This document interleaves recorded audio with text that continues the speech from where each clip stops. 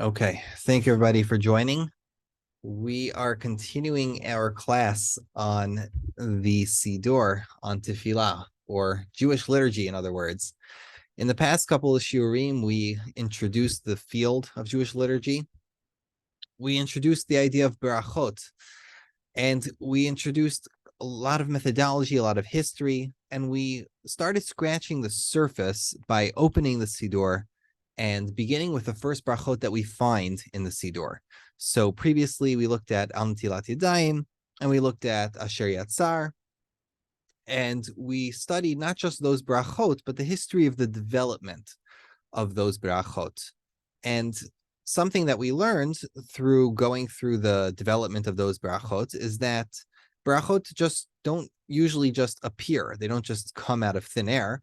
It is not something that we brachot or tefillot as they are written, at least the way we have before us, weren't always written by one person at one time and then universally accepted.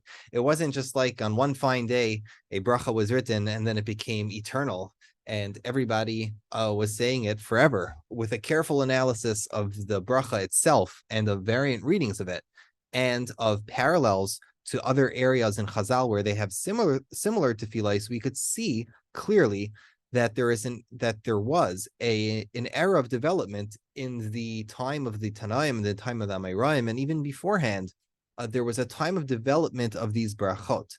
Now, tonight we are going to discuss the next bracha that is found in the Sidurim, and that is in the Sidurim that contain the Birchot HaShachar, and that is Elohai Neshama. Many early Sidurim did not contain the Birchot HaShachar at all because it was considered a private prayer, and it was something people said at home. It wasn't necessarily something that would need to be put into the siddur for synagogal use, and most Sidurim were commissioned for the Chazan and commissioned for Yom Tov. So many early Sidurim did not have, the handwritten Sidurim at least, did not have the Birchot HaShachar, as we're going to see in the coming shiurim, that not too many early Sidurim have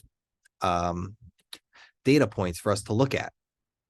So we cannot just, what we have to ask when we approach a tefillah is not just why do we say this prayer? Because if you ask why do we say this prayer, you're going to come away with many different and many lackluster reasons or answers for why we say this prayer. You could say, why do we say this prayer? Well, because it's in the Gemara. Or you could say, we say this prayer because this is the halacha. We say this tefillah because we need to do mea brachos. We say it for XYZ. And what all of those answers do is that they give you a part of the whole picture, but they don't necessarily give you the whole picture. The best reason to understand why a bracha is in our siddur today, the best way, the best method to approach asking how did a bracha get into our siddur. Let me just admit Gary. Here we go. And he's joining. Hi, Gary. So the best method, in my opinion, to approach how did a bracha end up in the siddur and maintain a successful place in the siddur is to ask, what are the motivations for this prayer? What are the people who are saying it privately trying to accomplish? What are they trying to accomplish when they say it publicly in the shul or in the synagogue? So when we look at the motivations for the prayer, we will find more reasons for why the bracha maintained a success rate, or why did it succeed on top of so many other potential prayer formulas and prayers that could have superseded it. Elohai Neshama, which is what we're going to discuss tonight, has its source in Talmud Bavli, but so do many other prayers, and not all of those other prayers in Talmud Bavli succeeded. This one definitely succeeded in contrast to brachot that were said, or styles of brachot that were said in other regions of Klal Yisrael, namely in Eretz Yisrael and in Egypt and elsewhere. And Elohai Neshama won and maintained its position, and the alternatives did not. So tonight we're going to look first at the development of Elohai and the early brachos, and then we're going to move on to some of the ideas and to some alternative tangents like Modeh Ani. So let's begin with the main source for this bracha of, here we are, of Modeh Ani. So let me minimize my face here, just privatize it. Okie doke. So The first source that we have for Elohai Neshama is the Gemara in Brachos Daf Samach Mebez, or Samach Amud Bet, right? 60b. So before the time of the Tanaim and Amoraim, we have very little information about morning style prayers. There are some morning type prayers in the Mishnayos. There's some in the Qumran, but those prayers aren't necessarily related to the morning, and they don't have direct parallels to the prayers that the Talmud here is trying to give us. Over here, this is a ritual upon awakening. When a person wakes up in the morning and he gets out of bed and he does X and he does Y and he does Z, that's what the Gemara is coming to address. That's the rituals the Gemara is displaying in front of us, as we're going to read in a second. But the parallels in the Mishnayot, like, for example, the prayers they would say when they said the Korban Tamid, or the prayers in the Qumran, which mention God's presence in the mornings, aren't necessarily prayers that are exclusive to the morning. These prayers, as we're going to see in the Gemara, are written for and ritualistically revolve around the acts of waking up in the morning. So let's see the Gemara. It's highlighted right up there. We're going to start with the first part, which is the formula for going to sleep, because this is importantly and intrinsically connected. Oh, and I should give credit where credit's due before we read the Gemara. The many scholars of tefillah throughout the past 100 years have completely ignored Birchas HaShachar, probably because it was a very minor part or it was a private part of tefillah, and there were aspects of the Yerushalmi Nusach which were interesting, but the actual Bavli part of Birchas HaShachar was not explored by many researchers in the field. It wasn't until the early 2000s when Professor Dalia Marks was writing her dissertation on the Birchot HaMapil and nighttime and morning tefillot that we got many of the results that we have today to really parse and get a better picture of how Birchot HaShachar developed and the ideas behind it. So she did the hard work of combing through the dozens of Cairo Geniza manuscripts, which give us a clearer picture, not just of the Bavli versions, but also the Yerushalmi versions and all the in-between personal private versions. So thanks to her hard work, we got, well, first of all, her thesis, this book she published, which is honestly not as, this book is not as academic, but it's very useful. And we also have a lot more information about the early Nuschaot and the early development. So that's really, really useful. And I just wanted to show appreciation. So let's move a little further here. So let's see the Gemara. This is the main source. This is where we have to know Elohai Neshama from. And let's start how the Gemara frames Elohai Neshama.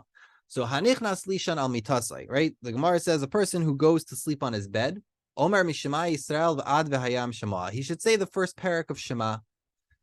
V'omer, and then he says, Baruch hamapil chevlei shena al einai utruma al af apai. Blessed is he who makes the bonds of sleep fall on my eyes, and fatigue onto my eyelids.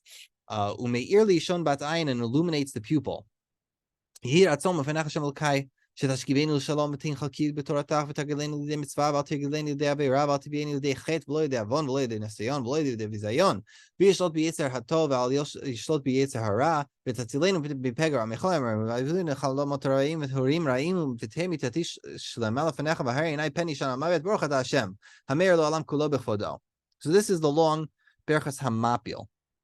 We're not going to go in depth to Berachas Hamapil tonight, but suffice it to say that it is a bracha, which inside of the bracha, this is a bracha with a psicha, right? Baruch Hashem Elokeinu melech haolam, then a chasima, Baruch Hashem Elokeinu melech haolam, and in the middle, there's a Yehiratzain, very strange thing. And this Yehiratzain asks that a person should be protected in the middle of the night, and he shouldn't be led to sin, and that he shouldn't have bad thoughts or bad dreams, and that Hashem should enlighten his pupil and allow him to wake up again in the morning. That's the general gist of it.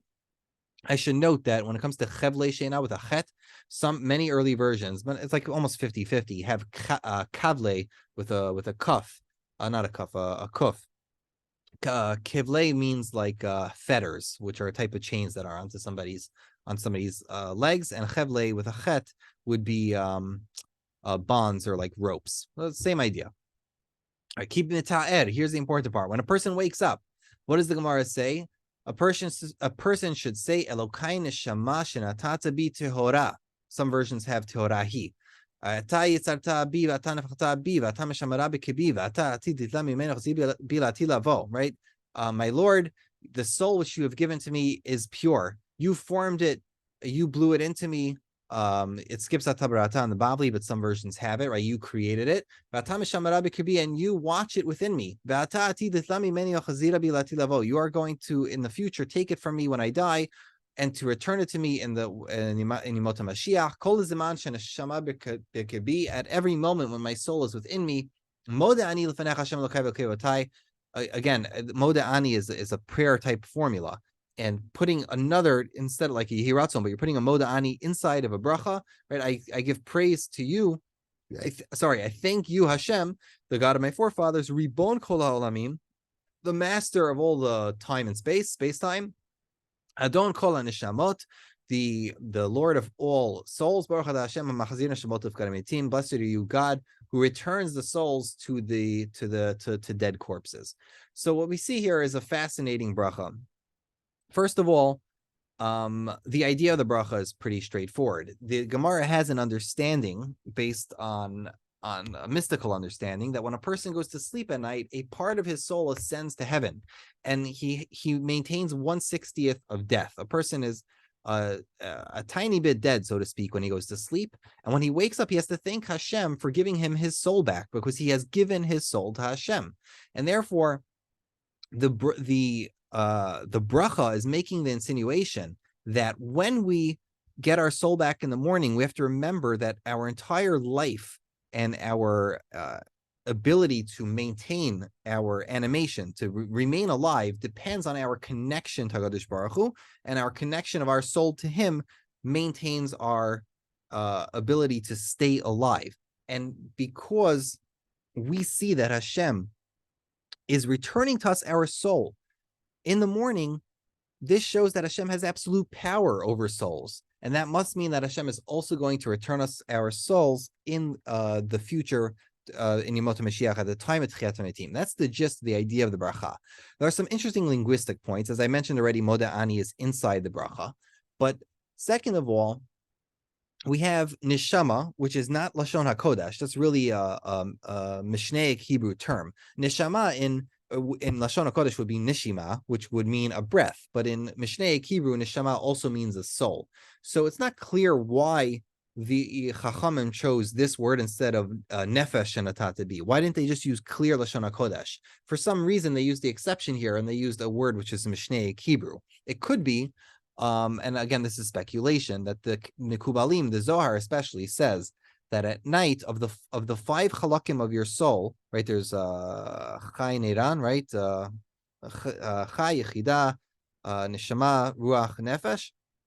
Of those 5 levels of a person's soul, Kabbalistically speaking, only the neshama part goes to Shemayim at night and comes back down. Could be for that reason the Gemara chose the word neshama. It's interesting, the Zohar speaks about this topic by Baruch Hu. He says if a person doesn't say Baruch Hu properly and doesn't hear Baruch Hu from the Chazan, he doesn't get neshama back. You don't get your neshama back until you hear Baruch Hu. But that's something we'll explore at another time. Okay, so it says neshama. It also uses another Mishnaic Hebrew word, which is ribon, which is not completely unrelated to Hebrew, but ribon is the equivalent of adon in Lashon HaKodesh, and most likely for the parallelism, they just chose an extra word from Mishnaic Hebrew. That's not uncommon in the brachot. But the most striking thing about the bracha is that it's matbeya. It is a matbeya arucha. It is a longer bracha. It's not something short like Baruch Atah Hashem Elokeinu melech haolam shakol niyeh b'dvaro, right? This bracha is not a short bracha. This is what we call halachically matbeya arucha. And we know the rule is, the Gemara says in Daf Mem Vav, that a bracha that ends with Baruch Atah Hashem has to start with Baruch Atah Hashem, unless one of a couple of rules apply. So why is it that here Elohai Neshama doesn't begin with Baruch Atah Hashem? Why is it a special bracha? So there's 3 reasons given in the Rishonim, at least 3. And it's a subject of halachic interest, really. But the way the Rishonim answer gives you a lens into how they understood the context of Elohai Neshama and how they understood its position in the tefillah. First, Rabbeinu Tam says this is a birkat hoda'ah. This is a bracha of praise. of thanks, a thanksgiving bracha is excluded from this rule of needing to start with Baruch Atah Hashem. If it's a Birkat Hodah, it's excluded from this rule. Very strange thing to say. He just says it plainly in Tosafot over here. In the Pesachim, there's another Tosafot with a slightly different language. And the Abu Durhami has yet a third version of Rabbeinu Tam, which has a whole interesting way of structuring that halachically, that perhaps there's nothing for it to be chal on. It's an interesting Abu Durham if you want to go look it up. So that's Rabbeinu Tam's shita. It's an exception. No, this is a standard bracha, but the rule, this is an exception to the rule. It's a Birkat Hodah. It doesn't have to start with Baruch Atah Hashem. The Ravid and the Meiri, I couldn't find the Ravid in time, but I have it in my notes that it's the Ravid. They say, the Meiri I found, they say that the reason for this is very simple, because the bracha of Elohai Neshama is smucha lechaverta, right? It's connected to the one before it.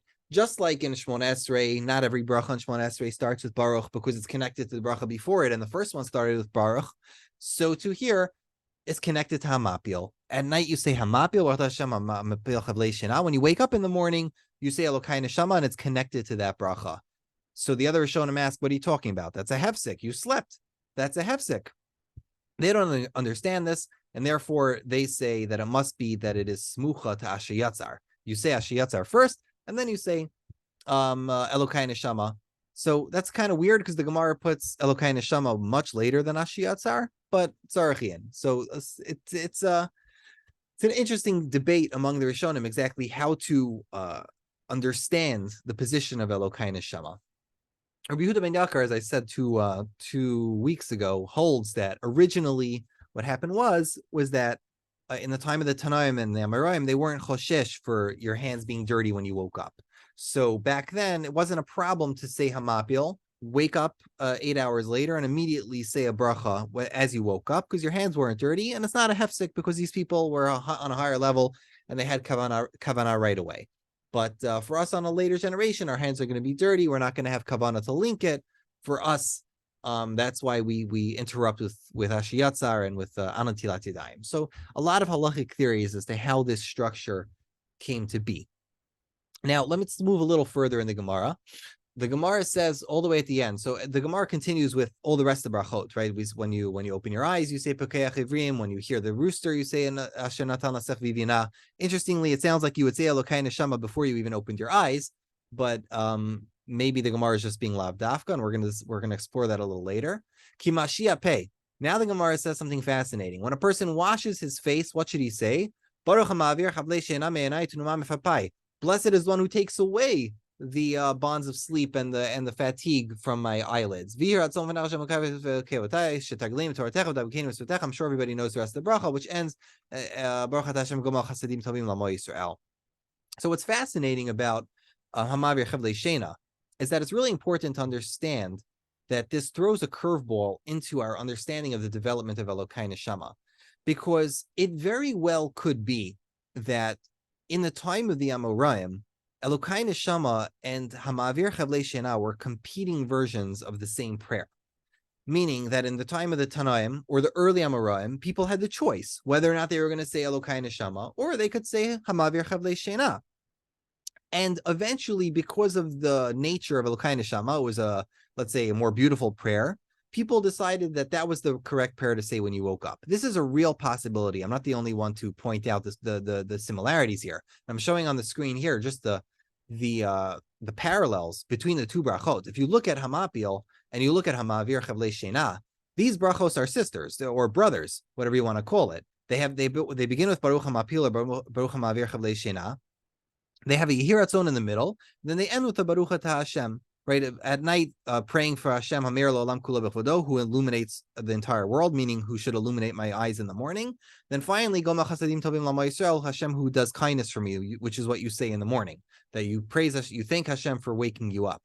So it is not impossible that originally there were two versions, and Chazal, in their wisdom, decided that you should take Elohai Neshama, say that when you wake up right away, and then finally, when you wash your face, we should say a bracha on washing your face. They wanted to attach the idea of saying Hamavir Chavlei Shena to an actual action, to a ritual. So the Bavli attaches an action to each bracha, and that was the way it was halachically structured until the later medieval times when people began saying all of the brachos at shul. I am not saying this is what happened. I am saying that this is a real possibility based on the striking similarity. Based on the striking similarity between the brachos, this is a very real possibility as to what happened. Okay. We also have other parallels to this bracha, which are important for us to look at. So first, we're not gonna go too far. We're not gonna dive into the Chayar or into other sources. We're just gonna go to the Yerushalmi. The Yerushalmi in Perek Daled, Halacha Beis, has a different version for what a person should say when he wakes up in the morning from the Beit Rabbi Yanai, from the house of Rabbi Yanai. So what's the house of Rabbi Yanai? Rabbi Yanai was an Amorah in Eretz Yisrael who was a disciple of Rabbi Yehuda Hanasi, and he began a yeshiva in a little place called Akbara, which today is an Arab town in Eretz Yisrael, just south of Tzfat. So in this little town, Akbara, he had a yeshiva, and Rabbi Yanai was close with Amoraim like Rav and like Rabbi Yochanan. I believe Rav was considered to him a student, and Rabbi Yanai was one of the oldest disciples of Rabbi Yehuda Hanasi. And in his yeshiva, there were a couple of prayers which made their way down throughout time to the rest of the generations, because Rabbi Yanai was a very influential Amorah. So we have this prayer from Rabbi Yanai, at least a prayer from his yeshiva that was composed within in his yeshiva, that goes as follows: Hano'er mishinato, a person who wakes up from his sleep. Again, just to explain for anyone what's coming in, this is a parallel to Elohai Neshama. This is the Yerushalmi, the Israeli parallel, the Talmud Yerushalmi's alternative to the Talmud Bavli. Hano'er mishinato, a person who wakes up, tzarich lomar, he begins and says as follows: Baruch atah Hashem mechayem etim. Blessed are you, God, who awakens the dead, meaning that you're assuming that when you were asleep, you were somehow, someway, a little bit considered dead. Riboni, my Lord, hatati lach, I have sinned before you. Startling. A person begins with vidui. Yehi ratzon mefanecha Hashem Elokai shetiten li. It should be your will before. It should be the will before you that you should give me lev tov, chelek tov, yetzer tov, sever tov, shem tov, ayin tov, nefesh ve'la v'ruach nemucha. Right?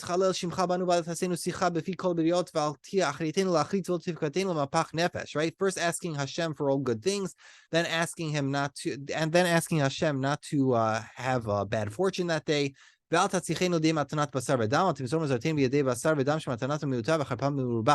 then an illusionary prayer to ask Hashem for Parnasa that day.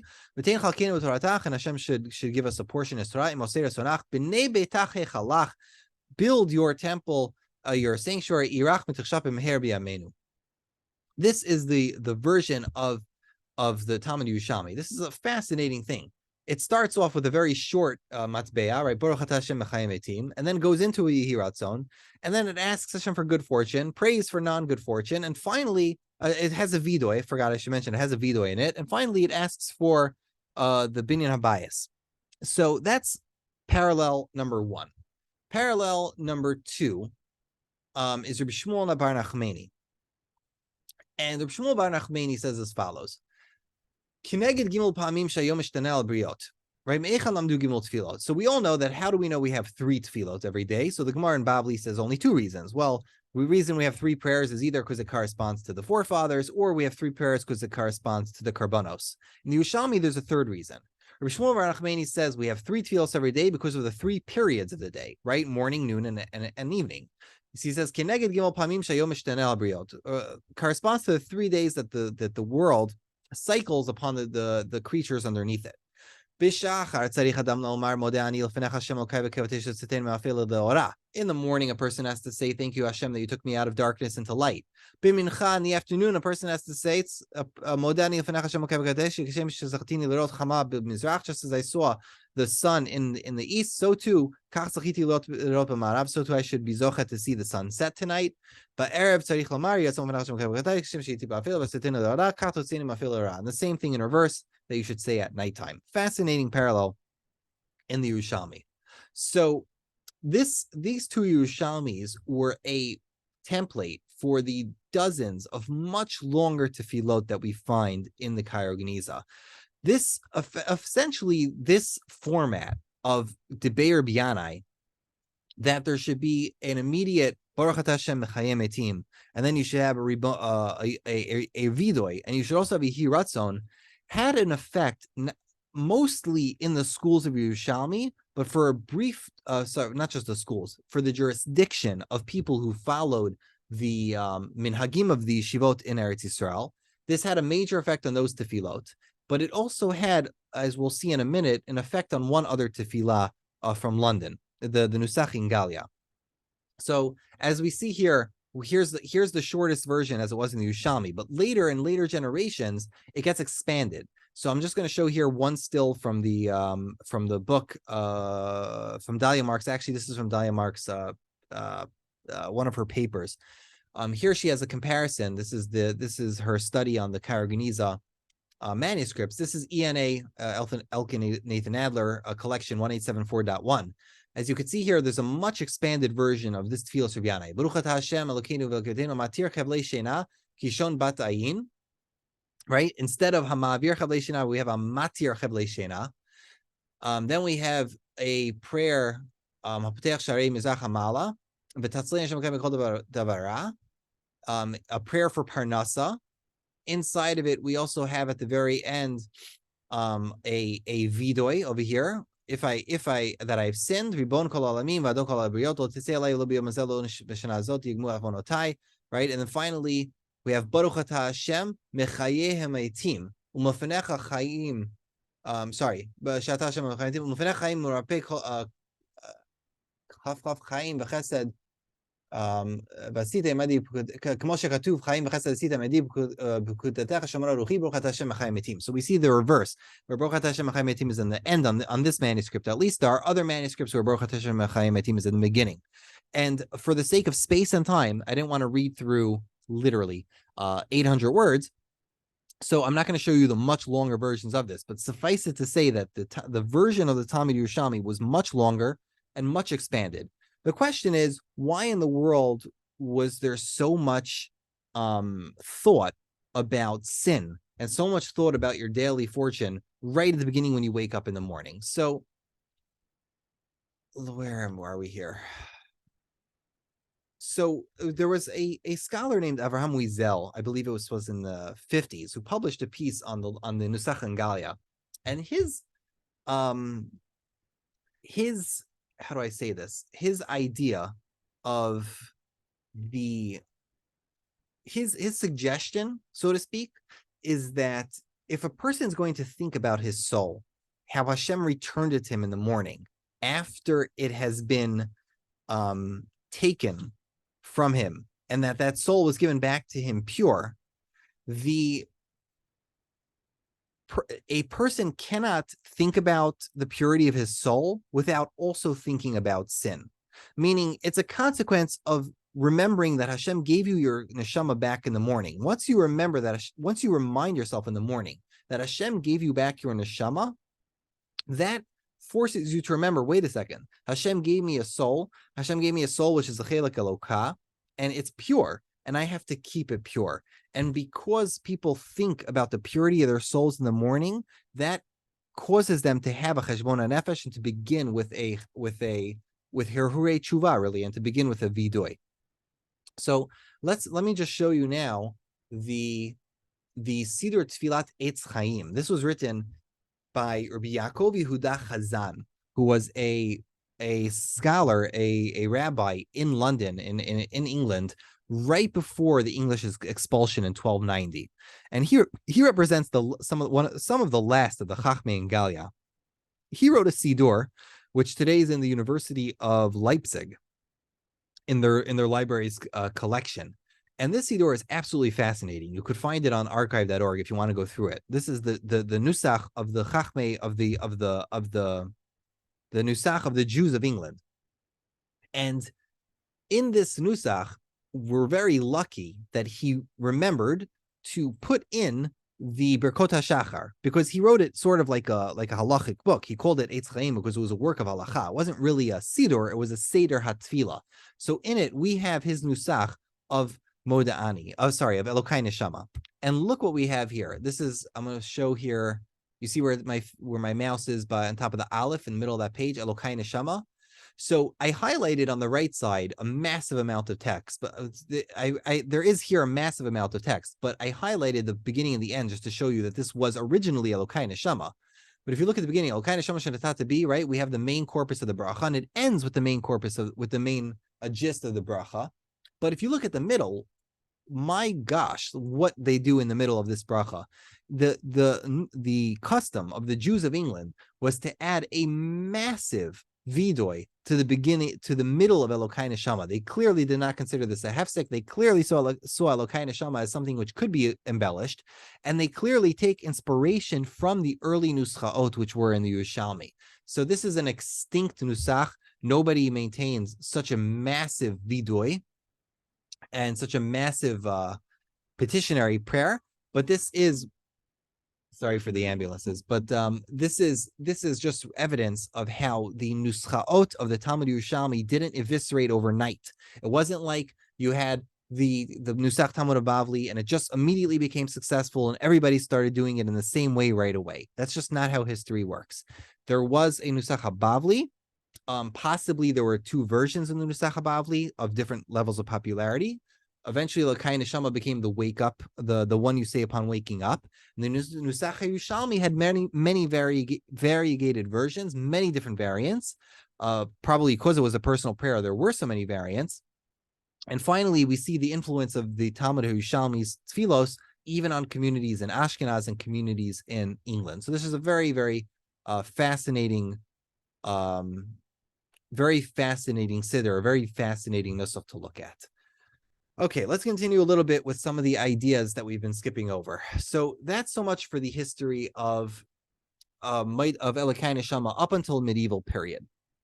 What happens in the medieval period once the commentators begin writing Sfarim like the Abu Dirham and the Rokeach and Machzor Vitri? What happens when the Rishonim start looking at this bracha critically? What do they say is in the ideas of this tefillah? Because the Nusach Habavli that we have, the one that became the most, the simple one, Elohai Neshama, which became the most popular from the Talmud Bavli, only has minor variations. So the commentary on it and the development of it since the late 13th century onwards is pretty uniform. And most of the commentaries assume that everybody is saying this bracha. So after the year 1300, almost all the commentaries written assume that everyone is saying it the way we say it today. So in a bit of self-reassurance, if you're wondering if Elohai Neshama is the true bracha to say, well, at least Jews have been saying it, and almost all Jews have been saying it this way for the past 700 years. So let's look at some of the ideas that the Rishonim introduced to us from the Medrash, which can help us understand the bracha of Elohai Neshama. So the first is probably the most important Medrash to know, and this is the Medrash Rabbah in 78. That would be Ayin Chet. The Medrash Rabbah, Bereishis Rabbah, is the earliest of all the Midrashim, and it's most likely written in a real Tanaic fashion. It's most likely many of the parts of Bereishis Rabbah are in fact from the Tanaim themselves. When you get to later Midrashim like Shmot, Vayikra, etc., the dating and the antiquity of those Midrashim is much later or much easier to question. Not all of them, some of them, and also a lot of Midrashim have a mixed collection. But for all intents and purposes, Bereishis Rabbah is really early. So let's look at this. Vayomer, and Yaakov said, the angel said, Shalacheni ki Allah hashachar. Send me off, for the morning sun is rising. Kitiv, the brachas, the pasuk says in Echa, Chadashim labikarim rabba amunatecha, that God renews in the morning how steadfast, how great is your faithfulness. Amr Rabbi Shimon bar Abba. Rabbi Shimon bar Abba says, Al she'atam echadeshenu b'chol boker v'boker anu yodim shemunatecha rabba lachayot lanu atametim. Because God renews us every morning, we know that He will be faithful in the future to return our souls in the time of Mashiach. Amr Rabbi Alexander said, but no, that which Hashem renews us in the Bokran is in the, let's call it the transmission of different, not transmission, but the transference of powers of different kingdoms, meaning when one kingdom falls and the other rises, and Hashem continues to sustain Klal Yisrael, the miracle of, in other words, the miracle of Jewish existence. From that, we know that because we see that Hashem crafted the miracle of Jewish existence, therefore, we, in that miracle itself, is the haftacha, is the promise that Hashem will, in the future, redeem Klal Yisrael. This is a really beautiful medrash. But if you look a few generations later, we find embellishments or alternatives to this midrash, which are kind of interesting. The first is the Echa Rabbah. If you look in Echa Rabbah, they have the same midrash, but with a mix. Instead of saying Rabbi Shimon bar Abba, it's Rabbi Alexander, and instead of Rabbi Alexander speaking as Rabbi Shimon bar Abba. So Rabbi Alexander is already a 3rd century Amora from Eretz Yisrael, who lived in the same time as Rabbi Yanai. So really interesting that it's Rabbi Alexandri who is quoted here as saying this. But when we go a few generations further to an even later midrash, the Midrash Tilim, which might even be medieval, we have as follows. And this midrash, it's hotly debated as to how early or how late it is. But what's important for our purposes is that the Balei HaTosafot and the Rishonim were aware of this midrash and considered this canon. So let's look at the midrash as it developed years later. Amar Rabbi Alexandrai, says Rabbi Alexander, Basar v'dam mafkidim biyado chadashim, v'hu machziram b'luyam v'shchukim. When a mortal man gives to his friend a chayfetz, like an object to watch, he like, here, watch my iPhone, right? You return it if you used it for a long time, all worn out and ruined. But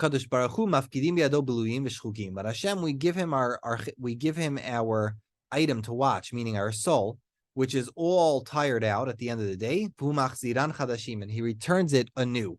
He gives us back our soul feeling fresh every day. In other words, that when we wake up in the morning, we feel refreshed. When a that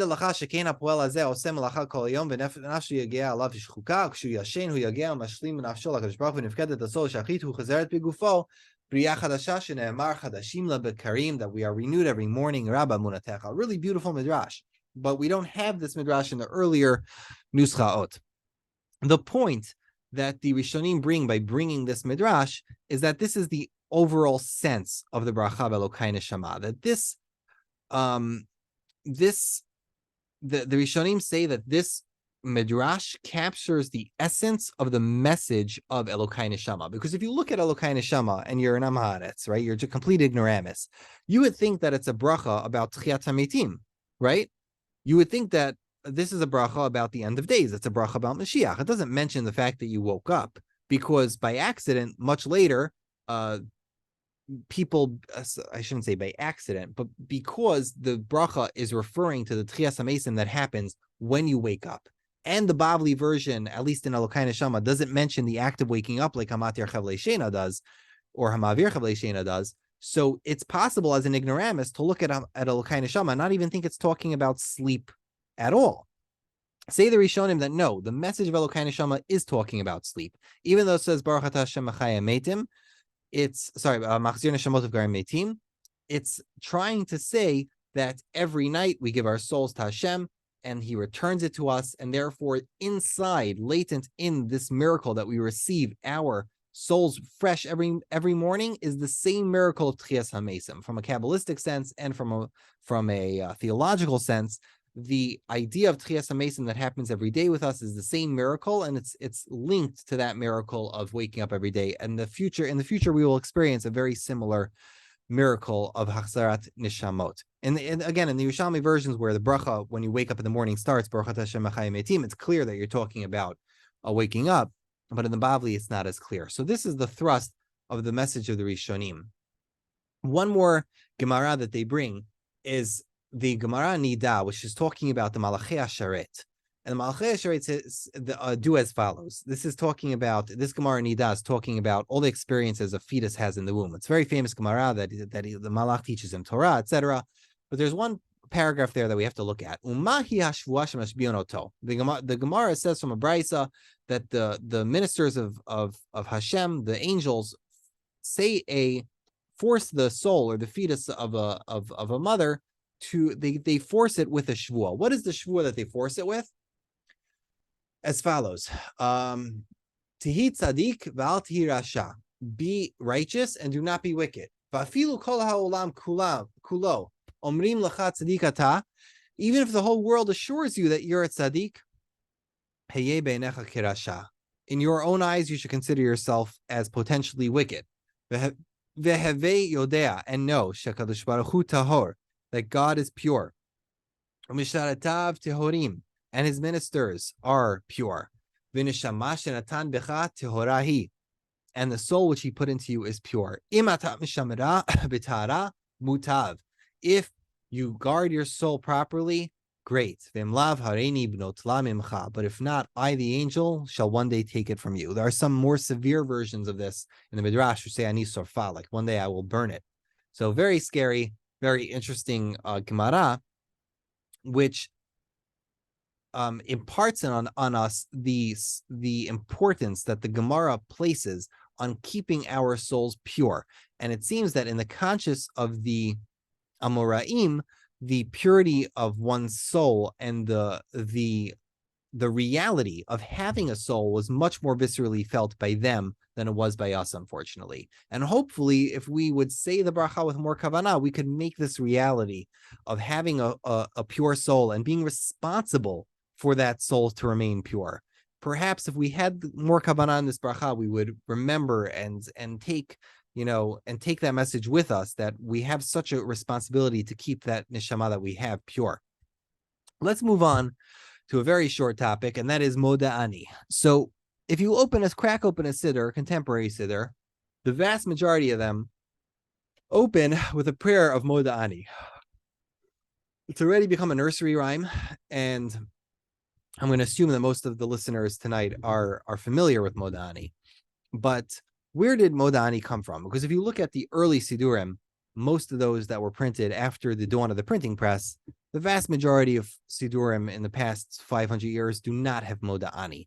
So why is it that in the past 150 years, we see an explosion of Modeh Ani in the prayer books? So let's begin with the story. The first story is very simple. There was a rabbi named Moshe ben Mechir who lived not south of Tzfat like Rabbi Yanai, but north of Tzfat in a little town called Ein Zeitim. If you can see here on the map on the top, there's a little town north of Tzfat called Ein Zeitim.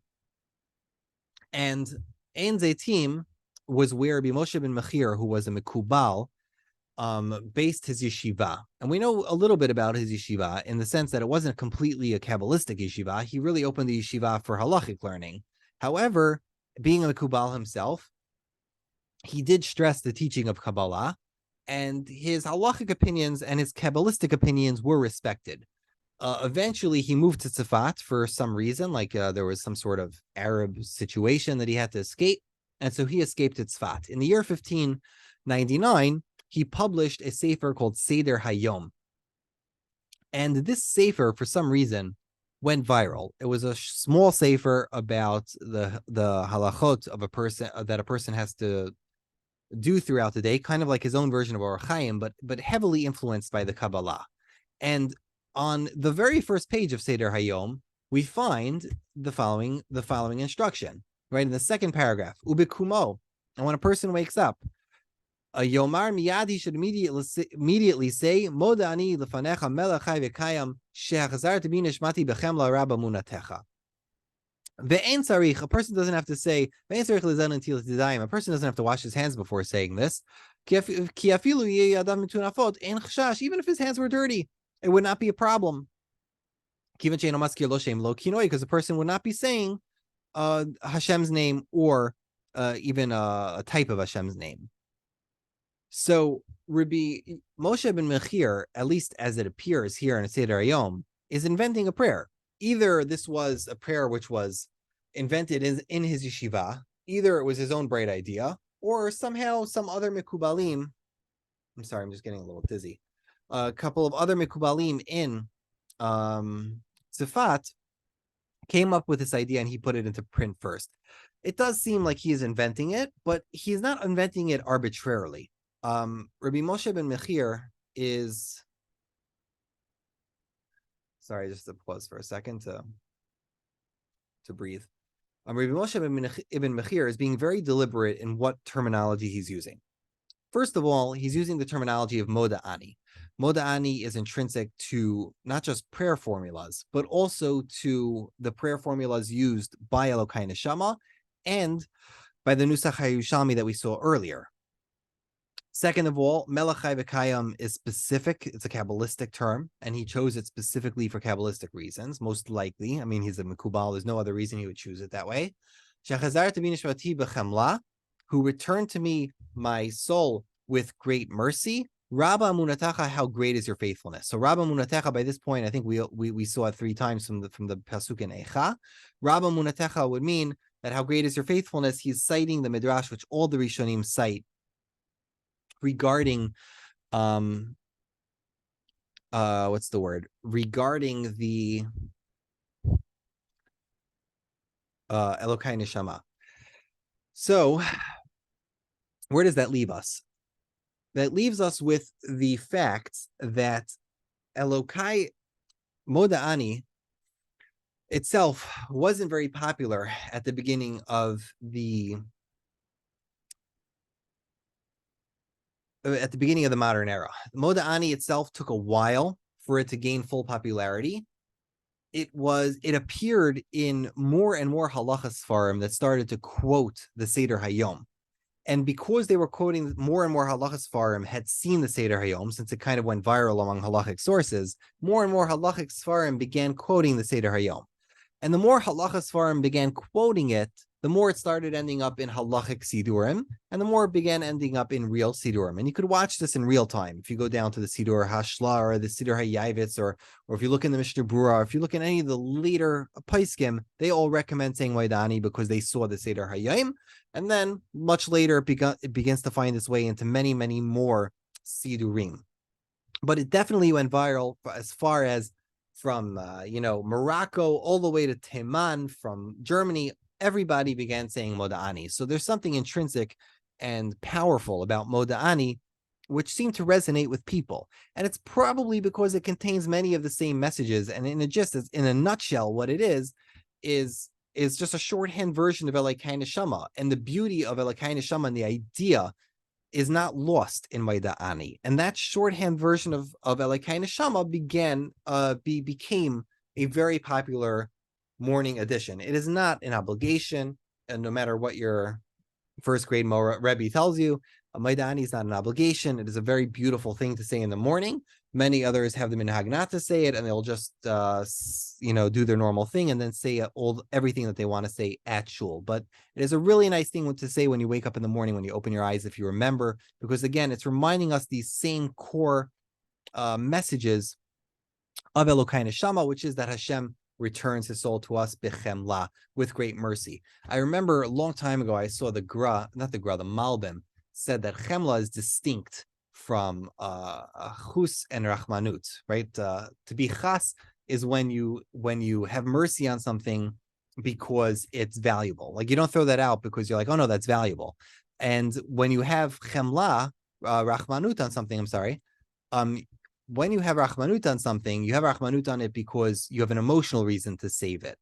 But when we say we're being chomel on something, at least the way the Pesukim use it, it's because there's a logical reason. Someone has a cheshbon for why he is keeping something. Like the Pasuk says, Ve'achmol Shaul ve'ha'am al Agag, that Shaul HaMelech had chemla on Agag, right, the king of the Amalekim. So the Malbim points out that chemla doesn't mean that he felt emotionally attached to not kill Agag, nor that he thought Agag's life was valuable. Rather, Shaul HaMelech had a cheshbon. So when we say b'chemla rabbah, perhaps Moshe ben Mechir was aware of this distinction, that we have to realize when we wake up in the morning that sometimes emotionally speaking, we're not sure why Hashem gave us the gift of giving us back our soul in the morning. But Hashem has a cheshbon, and Hashem has a reason for why he gave us the blessing of that new day. And we start our day with our soul as a blank slate. It is up to us to write our story that day. It is up to us to start our day and to decide whether our soul is going to remain pure that day, and to maintain its purity, or for chas v'shalom going to go the other way. So with that, we will end our study of Elohai Neshama. We will add bits and pieces as we move on in the coming weeks as we explore the rest of Birkot HaShachar. And thank you everybody for your endurance. And Be'ezrat Hashem, we will continue. We will continue next week. So thank you for coming, and I'm going to pause the recording. So Avner was asking about why Hamavir in the Bavli is so much later than the so much after Hamapil. So one thing I forgot to mention was that Professor Marx had a suggestion that it is not impossible that Elohai Neshama is such an early prayer that it's almost from the earliest generations of the Tanaim. So if Elohai Neshama is from the earliest generations of the Tanaim, it is possible that that's why it has all of those unique features. Like it doesn't start with Baruch Atah Hashem, because it wasn't subject to those rules. Those rules weren't even written yet. And when later changes started to be made, whether they were halachic or theological, or later brachos got created, nothing could really push Elohai Neshama out of its position because of its popularity. Elohai Neshama just remained a special place in people's hearts and maintains its popularity that way. So it could be, and again, my suspicion is that there was two, two or more customs, and in the time of the Amoraim, one custom was to say Hamapil and Hamavir when you woke up right away, and another custom was to just say Elohai Neshama in the morning. And eventually, by the time of the redaction of the Gemara, they decided to associate Hamavir Chavlei Shena with washing your hands, so that it should be attached to a ritual. Because if you attach Elohai Neshama to the ritual of waking up, to the act of waking up, what are you going to leave Hamavir Chavlei Shena for? That's also a popular blessing. You have to do something with it. So like, okay, so Hamavir Chavlei Shena means when I wash my face and take the Shena off. That's my suspicion, but I have no hard evidence, and one could bring proofs against it. But that's how I feel about it.